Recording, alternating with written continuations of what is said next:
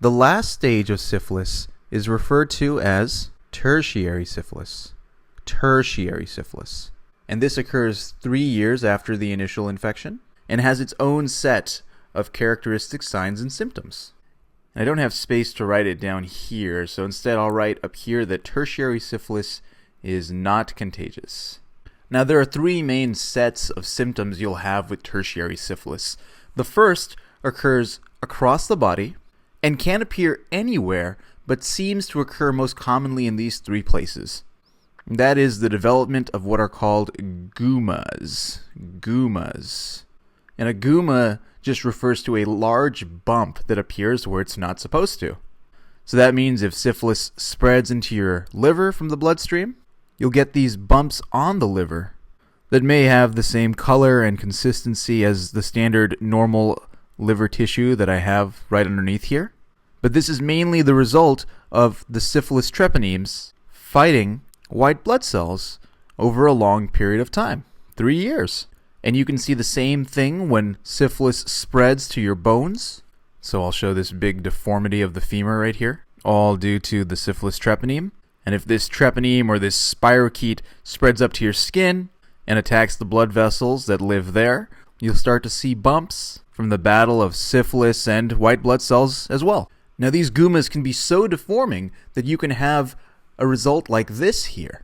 This is a bust of a patient that had tertiary syphilis that has these very striking deformities. One right here, I can see another one there, the nose, and maybe one over here as well. And if you ever visit the Musée or Museum de or of l'Homme or the Museum of Man in Paris, you can see this bust of this patient with tertiary syphilis as well. Now, in addition to gumas, a patient can also have what's referred to as neurosyphilis. Neurosyphilis, which, exactly as you might expect from the name, is the invasion of the central nervous system by syphilis. Now down here you can see this is a cross-section of the spinal cord, so I've cut it in half like if I put a samurai sword through this patient's spinal cord going this way to that. And you should notice that there are 2 blood vessels that supply the spinal cord in the back or on the posterior aspect, and there's one main blood vessel that supplies the spinal cord to the front or the anterior aspect. Now remember that syphilis specifically likes to invade the walls of the blood vessels and sets up shop in the endothelial cells that line them. And so you'll see some characteristic symptoms that occur because syphilis will invade the blood vessel wall that's supposed to supply oxygen and nutrients to the spinal cord. So if the treponeme goes and infiltrates the endothelial cells that line the blood vessels on the back or the posterior aspect of the spinal cord, you can develop symptoms that are grouped together and referred to as tabes dorsalis. Tabes dorsalis, which is just Latin for decay in the back or on the dorsal aspect. So decay in the back of the spinal cord. Now I don't want to go into too much detail about the anatomy of the spinal cord, but just know that there are specific tracts that are bundled. So if we deprive the back of the spinal cord of oxygen and nutrients, you'll see a different set of symptoms than if we do that in the front. So if we have a decay in the back, you can have a loss of vibration sense.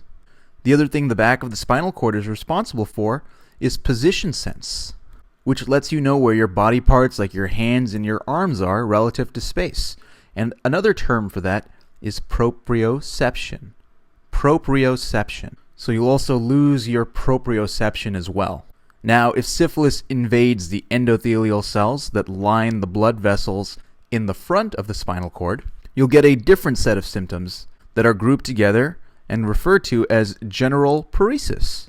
General paresis, or paresis is just a fancy word for paralysis. And the paralysis that we have here is classically localized in the legs. So you can have a loss of sensation. So if someone touches your leg, you won't even notice that. And you may not even be able to move them. So you could lose motor function. And the last thing I'll mention here about general paresis, sometimes this is also referred to as general paresis of the insane. Because in addition to the spinal cord, syphilis can also spread up to the brain to cause mental disorders as well. Now, another classic symptom that you can have as part of neurosyphilis is referred to as having Argyll Robertson pupils. Argyll-Robertson pupils. Now I've drawn this set of eyes down here, and here are the pupils in brown. Now what the pupils let us do is regulate the amount of light that we're perceiving. So I'm going to draw this tree here because we're taking a look on a nice, bright, sunny day, and we see this tree. Now if it's a really sunny day outside, we might have some trouble seeing this tree, just like how a camera would have trouble taking a picture with very high exposure. In order to make a better image for our brain to process, our pupils will constrict. So I'll draw this pupil narrowing, and I'll do the same on this side. So these pupils will constrict to limit the amount of light that enters and is processed by the retina, or the back of the eye. Now the same thing happens if we take this tree and we move it closer to the eyes. The way you can think of it is that the light that the tree bounces off and gives off a green color of the leaves and a brown color of the trunk is still light that may be too much for the eyes to process if it's too close. And so the pupils will constrict as well when they try to focus on a nearby object. And that process is called accommodation. Accommodation. So I'll just write here accommodate. So these pupils are able to accommodate.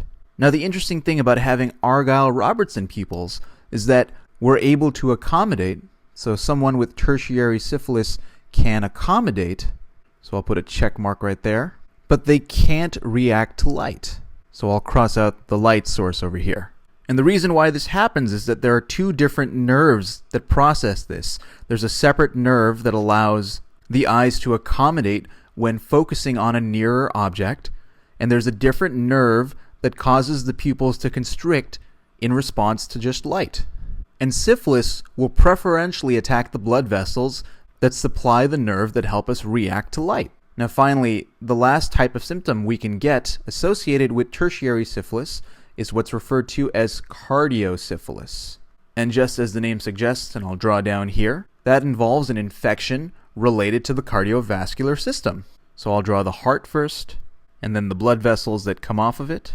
Now I mentioned earlier that syphilis likes to attack our blood vessels, so it only makes sense that syphilis, in its final stages, will finally reach and attack the largest blood vessel in our body, and that's the aorta.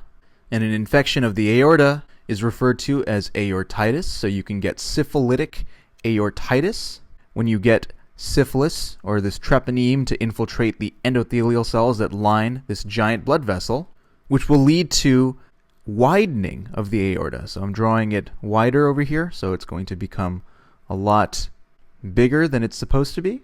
So as the aorta widens, it will cause the heart to work much harder to get the same amount of blood out to the rest of the body. And then on top of that, the walls of the aorta will even become thinner, up until a point when the aorta, which is now turned into an aneurysm over here, will pop.